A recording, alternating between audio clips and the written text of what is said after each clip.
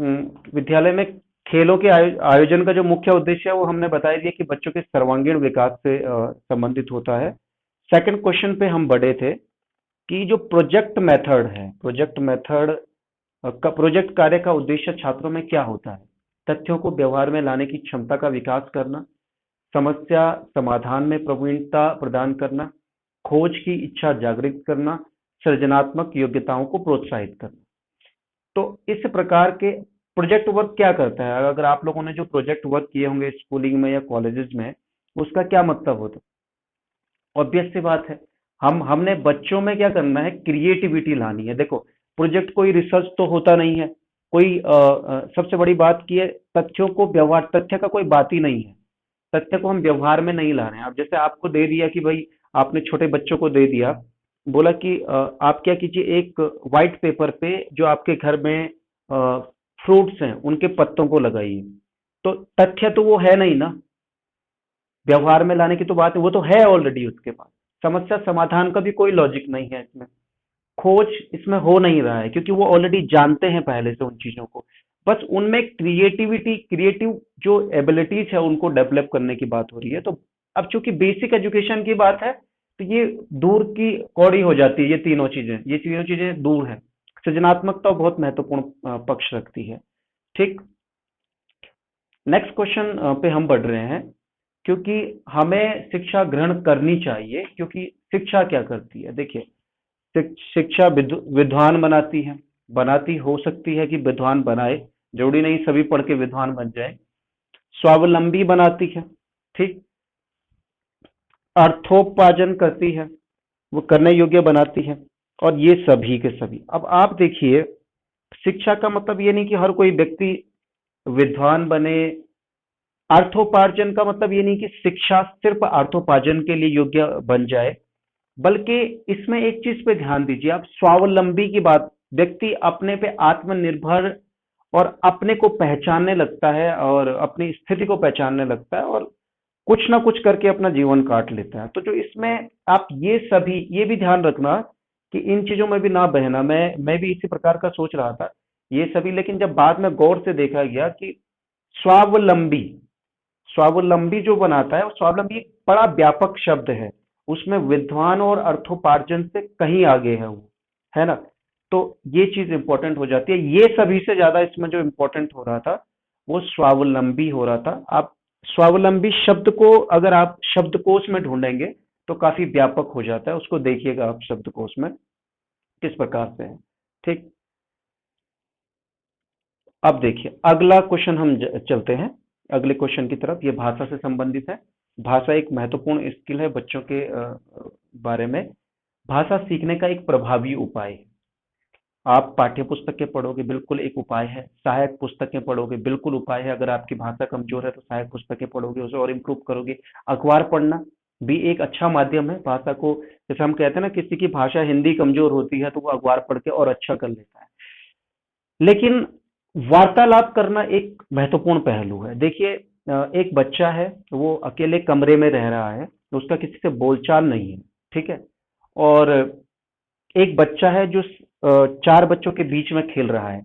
तो आपने चीजें देखी होगी, भले ही माहौल का फर्क होता है। अब कहते हैं ना कि ये बच्चा ये कहाँ से सीखा? अगर माना कि वो गालियां दे रहा है तो वो कहाँ से सीखा? तो वो जब वो उन वार्तालाप की उन्होंने उसने उनसे, जो खेल रहे हैं उसके सहपाठी और जो उसके साथी जिनके साथ वो घूम रहा है, तो उससे उसका भाषा सीखना जल्दी हुआ। अखबार पढ़ने से जल्दी भाषा नहीं सीखी जाती, जब आप रेगुलर अभ्यास करोगे तब जाके भाषा में कुछ सुधार होगा। सहायक पुस्तकें पढ़ना या पाठ्य पुस्तकें पढ़ना ये बहुत प्रभावी नहीं है इन कंपैरिजन विद वार्तालाप करना। तो बच्चे की जो बातचीत है, या हमारी भी, जो आप समझिएगा भाषा, आप हम जिन प्रकार के साथियों के बीच में रहते हैं, उनकी भाषा जिस प्रकार की है उसका हम पे सीधा प्रभाव पड़ता है। आप 4 दिन रहिए, आपका कोई रूममेट है, आप प्रिपरेशन उसके साथ कर रहे हैं और वो बहुत अच्छी प्रिपरेशन करता है तो आप पे प्रभाव पड़ेगा। लेकिन यदि वो कमजोर प्रिपरेशन करता है तो आपको भी उससे नुकसान होगा। ये होता है, ये वार्तालाप का एक तरीका है और इसे ब्रॉड कंटेक्स्ट में लेना चाहिए। ठीक। देखिए, नेक्स्ट सवाल जो है, शिक्षक की योग्यता एवं आचरण का सबसे अच्छा मूल्यांकन करते हैं। कौन करते हैं भाई? प्रधानाचार्य। बिल्कुल, विद्यालय में होता है शिक्षक की योग्यता और आचरण, वो तो देख ही रहा है। शिष्य बिल्कुल करते हैं, शिष्य भी विद्यालय में। समाज के संभ्रांत लोग योग्यता नहीं देख सकते। आप संभ्रांत लोग, एक चीज एलिमिनेशन देखिए, आचरण को देख सकते हैं लेकिन एक लिमिट तक। और विशेषज्ञ जो विद्यालय में मौजूद ही नहीं है ना, वो कहाँ से देखेगा? विशेषज्ञ कौन से दिन रात विद्यालय में आ रहा है? तो विशेषज्ञ भी बाहर है, समाज के संभ्रांत लोग भी बाहर है, क्योंकि वो क्लास में तो बैठे हैं नहीं, या उसका दिन भर का आचरण तो देख नहीं। प्रधानाचार्य का कार्य क्या है? वो हर एक टीचर को दिन भर नहीं देखेगा, वो सिर्फ एक फौरी तौर पे देखेगा कि ये पढ़ा रहा है, क्या कर रहा है, उसका आचरण क्या है। ये बहुत ज्यादा डेप्थ वाली बात नहीं हो जाती। हाँ, अब जो उसके शिष्य होंगे, शिष्यों को वो पढ़ा रहा है, बच्चों को वो पढ़ा रहा है, आचरण किस प्रकार का है, बच्चे देखते हैं कि वो किस प्रकार की गाली में बात कर रहा है, या बहुत शिष्टता से बात कर रहा है, या बहुत बिल्कुल हम्बल होके बात कर रहा है। तो शिष्य बहुत जल्दी, और उसकी योग्यता, चूंकि वो उन्हें पढ़ा रहा है, तो किस प्रकार का पढ़ा रहा है, ये इंपॉर्टेंट हो जाता है। तो ये शिष्य ध्यान रखिए, बच्चे ज्यादा उससे क्या करेंगे, एवेल्यूएट करेंगे, उसका मूल्यांकन करेंगे। ठीक है ना? तो आप समझिए, प्रधानाचार्य भले ही विद्यालय में है लेकिन वो पूर्ण रूप से नहीं कर, सबसे अच्छा कह रहा है ना, सबसे अच्छा, प्रभावी, सबसे अच्छा, इनमें इनमें देखिए आप, ये इंपॉर्टेंट है। जैसे ऊपर आपने लिखा था, आपने यहाँ पे देखिए प्रभावी उपाय लिखा, तो कोई पाठ्य पुस्तक पे कर देगा। यही तो होता है टीचिंग एप्टीट्यूड पे, यहीं पे गड़बड़ी होगी। जबकि आपको क्या है ना, सर्वश्रेष्ठ चुनना है। आपके पास, मैंने कहा था ना, चार चीजें हैं और आपने सर्वश्रेष्ठ चुनना है, तो उसके बारे में बात करनी है। ठीक, अगला बनते हैं। देखिए, अगला जो सवाल है, मैंने थोड़ा इस प्रकार के इसलिए लिया क्योंकि पता नहीं कौन कब बदल जाए। Basic education. देखिए अगला जो क्वेश्चन है इसमें इसमें दे रहा है नेक्स्ट क्वेश्चन कि ऑपरेशन ब्लैक बोर्ड कब शुरू किया गया।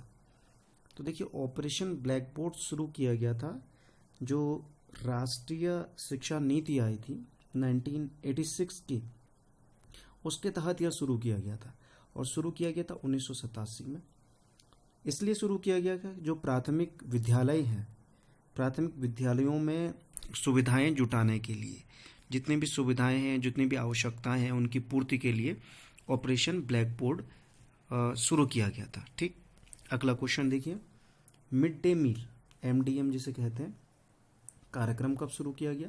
तो जानते हैं आप, मिड डे मील कक्षा 1 से 8 तक के बच्चों के लिए जो मध्याह्न भोजन योजना है उसके नाम से जानी जाती है। तो ये 1996 से शुरू की गई थी। इनको पोषण देने के लिए ये इंटरवल के टाइम पे भोजन इनके लिए बनाया जाता है विद्यालय में।